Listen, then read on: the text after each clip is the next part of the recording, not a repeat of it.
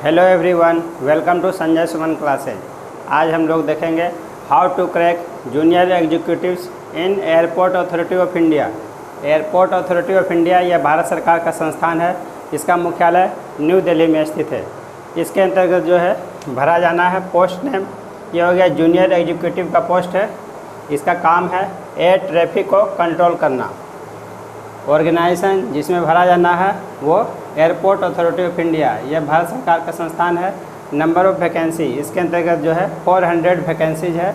Applying date इसको जो है 15 जून 2022 से 14 जुलाई 2022 तक अप्लाई कर सकते हैं। एज लिमिट की बात करें तो इसमें जो है मैक्सिमम एज लिमिट जो है 27 साल होना चाहिए। 27 साल एज ऑन 14।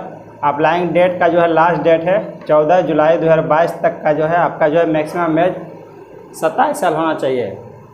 इसमें जो है SC ST OBC कैटेगरी के लिए जो है एज में रिलैक्सेशन उपलब्ध है। OBC के लिए 3 साल और SC ST के लिए 5 साल का एज रिलैक्सेशन उपलब्ध होता है। पे स्केल की बात करें तो जो है इसमें CTC पर एनम जो है 12 लाख पर एनम अप्रोक्स होता है। इसमें जो है तो 1 लाख मंथली हो गया। इसमें एलिजिबिलिटी इसके लिए जो है क्या एलिजिबिलिटी है, जो एजुकेशनल क्वालिफिकेशन क्या है, तो इसमें जो है फुल टाइम BSc मतलब फुल टाइम रेगुलर कोर्स हो गया। इसमें जो है डिस्टेंस जो किए हैं वो अप्लाई इसमें नहीं कर सकते हैं। जो दूर शिक्षा से डिग्री लिए हैं वो इसके लिए एलिजिबल नहीं है। फुल टाइम रेगुलर डिग्री इसमें खोजा जा रहा है। Full time BSc bachelor in science with आपका उसमें फिजिक्स एंड केमिस्ट्री के साथ होना चाहिए। इसमें जो है BSc में आपका जो है फिजिक्स और केमिस्ट्री होना चाहिए। और दूसरा इसमें full time bachelors degree in engineering in any discipline, कोई भी विषय में जो है इंजीनियरिंग होना चाहिए। लेकिन उसमें भी कंडीशन है physics and math should be subjects in any one of the semester curriculum.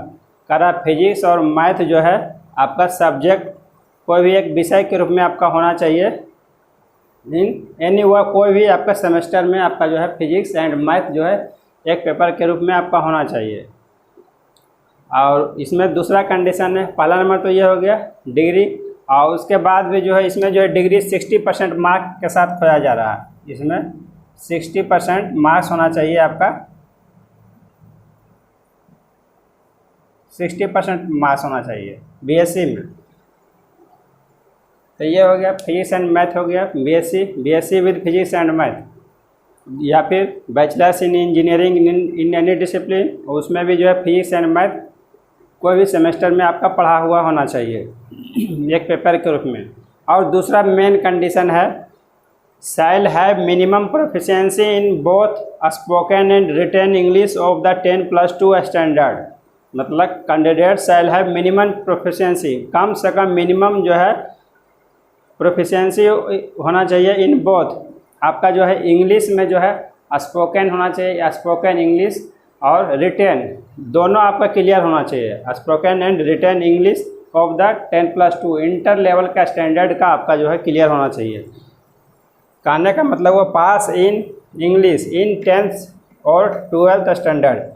English एक पेपर के रूप में आपका जो है मैट्रिकुलेशन में इंग्लिश पेपर के साथ पास होना चाहिए। इंग्लिश में भी आपको पास होना चाहिए, या फिर जो है 12th लेवल पर अगर इंग्लिश एक पेपर के रूप में लिए हैं तो उसमें पास होना चाहिए 10th लेवल या फिर 12th लेवल में, दोनों में से कोई एक पेपर में आपका होना चाहिए।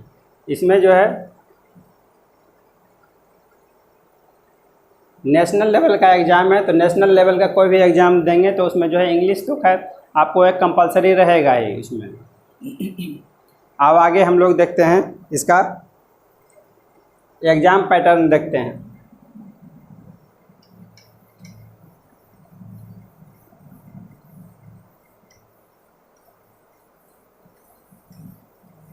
तो जो भी स्टूडेंट साइंस में डिग्री लिए हुए हैं उनके लिए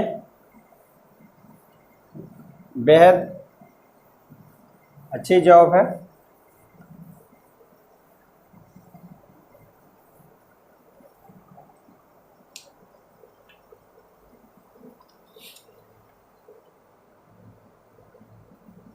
तो इसमें एग्ज़ाम पैटर्न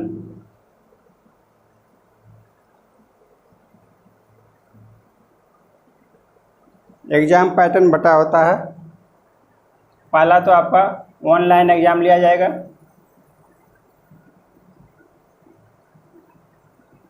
दूसरा डॉक्यूमेंट वेरिफिकेशन होगा।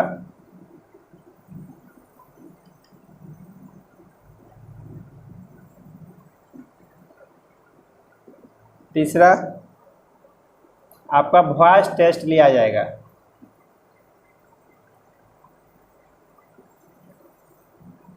चौथा background verification.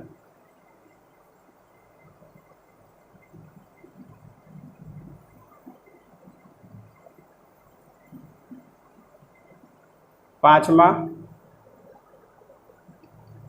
Test for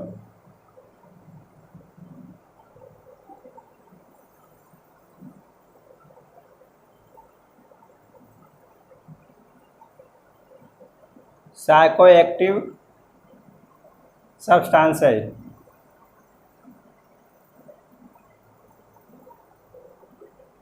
for example cannabis, opioids, cocaine,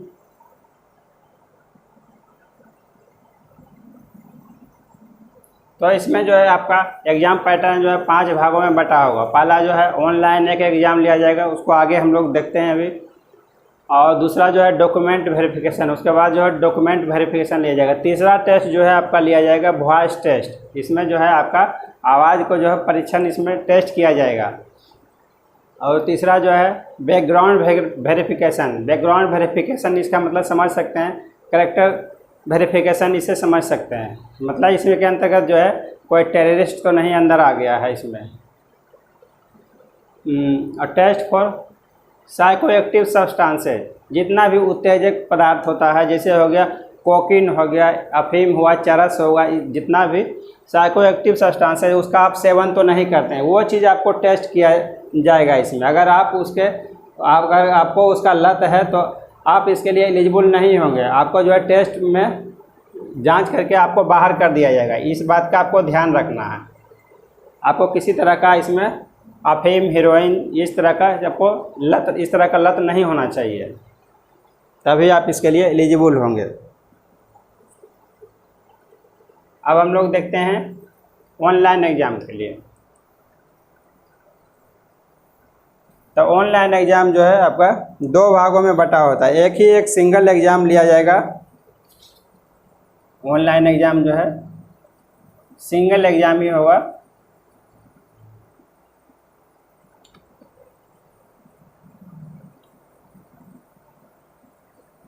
ये 120 क्वेश्चन जो है 120 क्वेश्चन पूछा जाएगा, 120 मार्क्स का।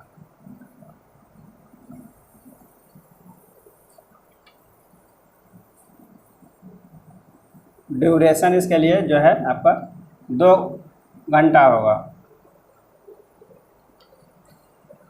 मीडियम जो है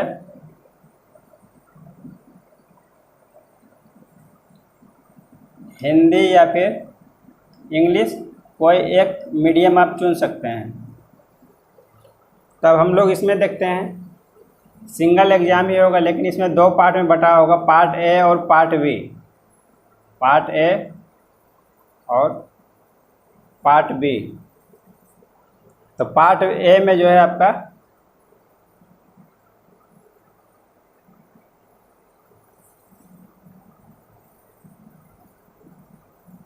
इंग्लिश लैंग्वेज पहला पेपर हो गया, दूसरा हो जाएगा रीजनिंग हो गया, तीसरा हो गया न्यूमेरिकल एबिलिटी हो गया,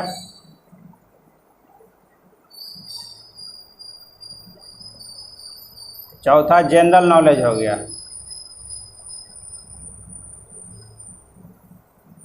तो पार्ट ए में आपको पूछा जाएगा English language, number of questions, ये 20 क्वेश्चंस रहेगा, आपको 20 मार्क्स का रहेगा। रीजनिंग जो है 15 क्वेश्चंस रहेगा, 15 मार्क्स का। न्यूमेरिकल एबिलिटी ये भी 15 क्वेश्चंस, 15 मार्क्स का रहेगा। और जनरल नॉलेज 10 क्वेश्चंस 10 मार्क्स का रहेगा। और पार्ट बी में देखेंगे तो पार्ट बी में आपको पूछा जाएगा फिजिक्स से, और दूसरा पेपर रहेगा मैथमेटिक्स से। फिजिक्स से आपका 30 क्वेश्चन पूछा जाएगा 30 मार्क्स का, और मैथ से आपको 30 क्वेश्चंस 30 मार्क्स का पूछा जाएगा। तो इसमें भी जो है आपको टोटल मिला करके 60 मार्क्स आ रहा है, इसमें भी 60 मार्क्स आ रहा है। मतलब दोनों का उतना ही इम्पोर्टेंस है। जनरल पार्ट को देखेंगे तो उसमें भी आपको 60 नंबर आप स्कोर कर सकते हैं, और अपना पेपर से फिजिक्स और मैथ से जो है उसमें भी आप 60 मार्क्स स्कोर कर सकते हैं। मतलब दोनों का 50-50% वेटेज है। और फिजिक्स और मैथ जो पूछा जाएगा आपको, ये 12th स्टैंडर्ड का रहेगा।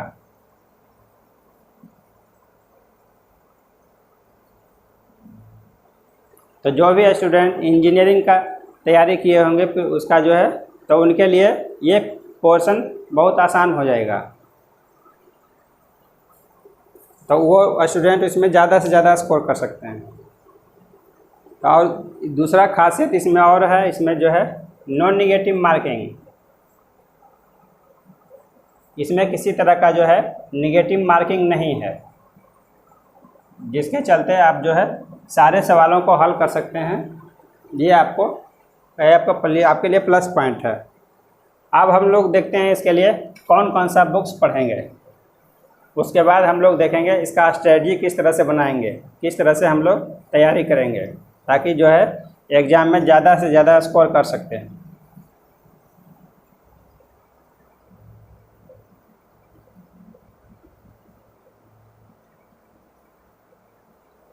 तो बुक्स, तो पहला देखते हैं जनरल नॉलेज के लिए। तो इसमें जो है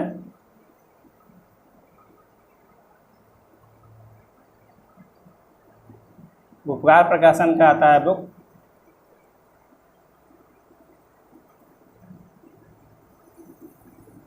सामान्य ज्ञान एवं व्यक्ति परिचय।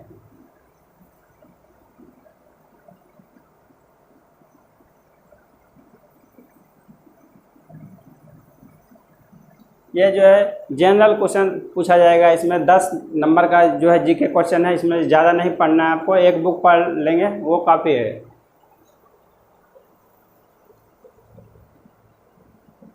रीजनिंग के लिए, इसके लिए भी रीजनिंग 360, ये जो है रीजनिंग 360, ये भी उपकार प्रकाशन का आता है, ये देख सकते हैं। मैथ के लिए, तो मैथ के लिए तो इसमें जो भी स्टूडेंट जो है इसके लिए अप्लाई करेंगे सभी जो है मैथ उनका बीएससी लेवल तक होगा।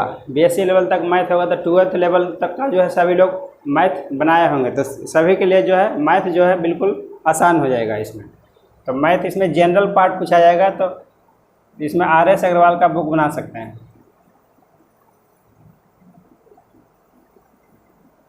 तो जनरल क्वेश्चंस के लिए, इंग्लिश के लिए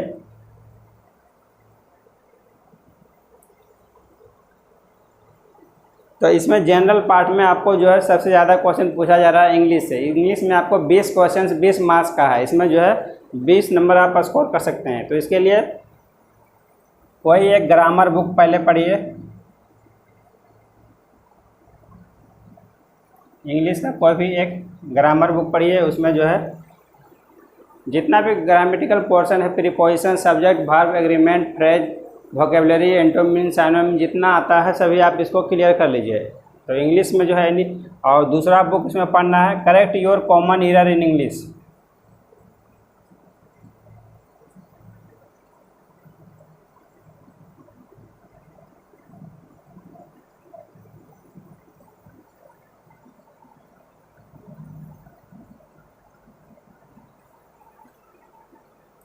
ये भी आपको प्रकाशन में मिल जाएगा बुक।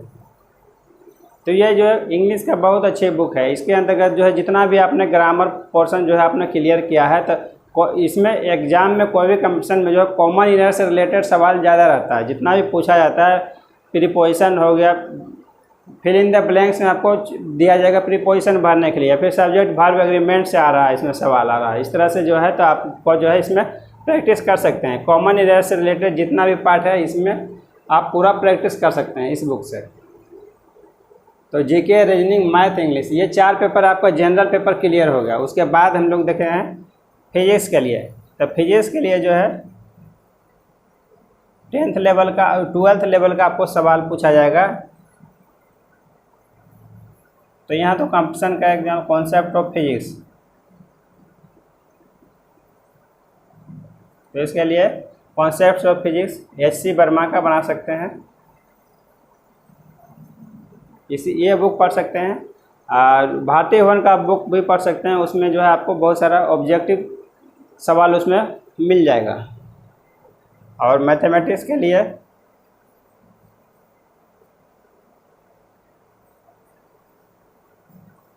तो भारतीय भवन का बुक जो है इसमें आपको ज़्यादा से ज़्यादा आपको ऑब्जेक्टिव सवाल बनाना है। तो भारतीय भवन का बुक 11 + 12 ये बना लेंगे, इतना आपका जो काफ़ी है। फिजिक्स के लिए भी पढ़ सकते हैं, इसमें भारतीय भवन का बुक, उसका लॉन्गेज आसान रहता है इसमें, तो उसको रिवाइज कर सकते हैं। तो ये हो गया, बुक्स की बात हो गया। अब हम लोग देखते हैं इसके लिए स्ट्रेटजी किस तरह से बनाएंगे, हम लोग किस तरह से तैयारी करेंगे ताकि जो है इसमें ज़्यादा से ज़्यादा स्कोर कर सकते हैं।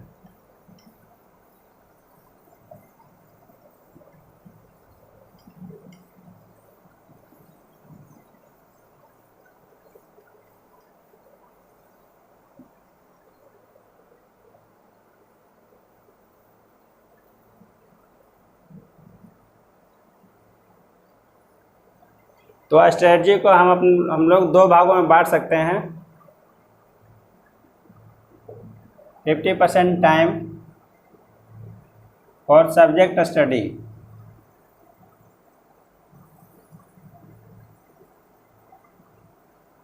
और 50% time for self assessment.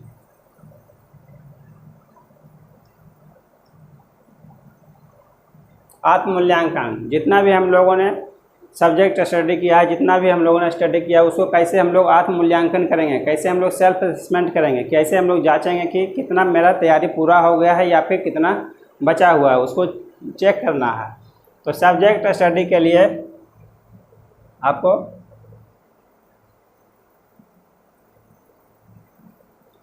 Choose 1 book for each subject.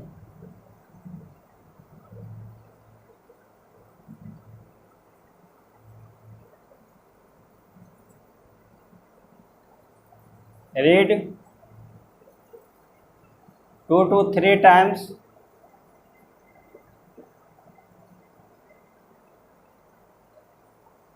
Same book. इसमें जो है, क्योंकि ये नेशनल लेवल का एग्ज़ाम है, इसमें जो है आपको 80+ से आपको स्कोर करना होगा, 80+, तभी आपका इसमें सिलेक्शन होगा। तो इसके लिए रणनीति भी, स्ट्रेटजी भी हमारा नेशनल लेवल का होना चाहिए। तो इसके लिए हम लोग बनाएंगे choose 1 book for each subject. सभी विषय के लिए जितना भी इसमें सब्जेक्ट है, सभी के लिए आप एक बुक, आपको जो अच्छा लगे, जो बुक पढ़ने में अच्छा लगे, एक बुक सभी का सेलेक्ट कीजिए। Read 2 to 3 times same books. उसी बुक को, सेम बुक को है आपको 2 से 3 बार पढ़ना है। 3 बार पढ़ने का आपको टाइम नहीं मिलेगा, कम से कम अब 2 बार निश्चित पढ़ जाएं। इसमें जो है आपका, ताकि जो है आपका जितना भी पढ़ेंगे आपका लॉन्ग टर्म मेमोरी में चला जाए। तो इससे आपको बेनिफिट मिलना, ज़्यादा इसमें बेनिफिट मिलेगा। तो वैसा पढ़ने से कुछ नहीं होगा। फिजिक्स का ही जैसे एक बुक हो गया, उसमें 2-3 बुक ले लें और सभी को जो है एक साथ पढ़ना शुरू कर देंगे, तो वैसे पढ़ने से कुछ भी फ़ायदा होने वाला आपको नहीं। तो एक ही बुक सेलेक्ट कीजिए, उसी को जो कम से कम 2 बार उसको पढ़ने का प्रयास करें। तो ये पार्ट क्लियर होने के बाद आपको जो है दोनों को 50% जो है जनरल पार्ट और 50% जो है आपका सब्जेक्ट पार्ट, दोनों को आपको समान रूप से वेटेज देना है। दोनों में आपका उतना ही स्कोर हो रहा है। जनरल पार्ट से भी आप 50% स्कोर कर सकते हैं, 60 नंबर ला सकते हैं, और अपना सब्जेक्ट से मैथ और फिजिक्स से उससे भी आप 60 नंबर स्कोर कर सकते हैं। तो इसमें तो आप ज़्यादा से ज़्यादा स्कोर करेंगे ही। आपका जो है मैथ और फिजिक्स आपका अपना पेपर है, और इसमें भी आपको प्रैक्टिस करने की ज़रूरत है, ताकि इससे में भी आप जो है ज़्यादा से ज़्यादा उसमें भी नंबर आप ला सकते हैं। तो प्रैक्टिस करने से आपका स्कोर बढ़ते जाएगा। उसके बाद हम लोग देखेंगे सब्जेक्ट स्टडी पार्ट क्लियर हो गया। उसके बाद हम लोग सेल्फ असेसमेंट करेंगे, हम लोग आत्म मूल्यांकन करेंगे। तो उसके लिए आपको अगर प्रीवियस ईयर का जो है क्वेश्चन बैंक मिल जाता है तो क्वेश्चन बैंक ले लें इसके लिए, या फिर नहीं तो आप जो है एसएससी का जो है एग्ज़ाम लिया जाता है MTS मल्टीटास्किंग स्टाफ, या फिर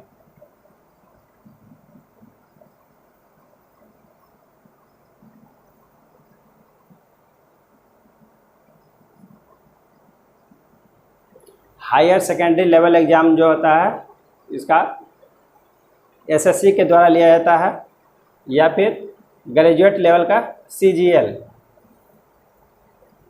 कोई भी आप क्वेश्चन बैंक उठा के देखेंगे एसएससी MTS का, फिर एसएससी HSL का हायर सेकेंडरी 10+2 लेवल का जो एग्ज़ाम होता है, या फिर जो है CGL ग्रेजुएट लेवल का जो एसएससी का जो है, कोई भी ये तीनों बुक में से किसी एक क्वेश्चन बैंक लीजिए, उसमें आपको चारों पेपर मिल जाएगा। उसमें जीके भी आपको पढ़ना है, मैथ भी पढ़ना है, और रीजनिंग भी पढ़ना है, और इंग्लिश भी पढ़ना है। तो उसमें चारों पेपर आपको मिल जाएगा।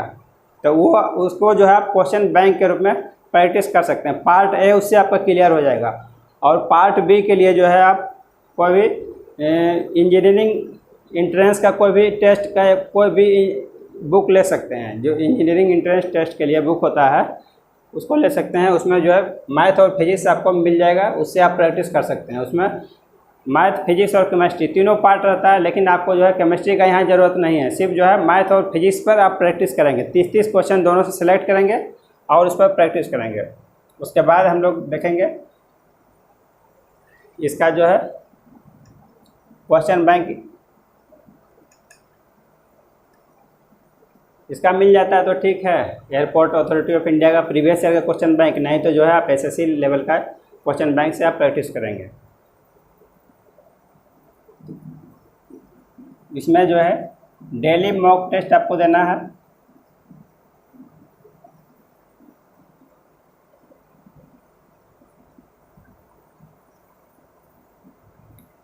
डेली 1 मॉक टेस्ट, तो इसमें हो जाएगा डेली 1 मॉक टेस्ट। तो आपका पार्ट ए इसी के अंतर्गत जो है part A plus part B दोनों को आपको एक साथ देना है।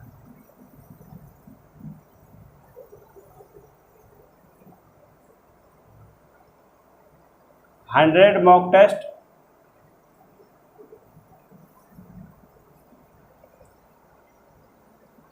बिफोर द एग्ज़ाम से पहले तक जो है आप 100 मॉक टेस्ट दे देंगे। उससे जो है आपका स्पीड, एक्यूरेसी और टाइम मैनेजमेंट आप तीनों सुधार सकते हैं।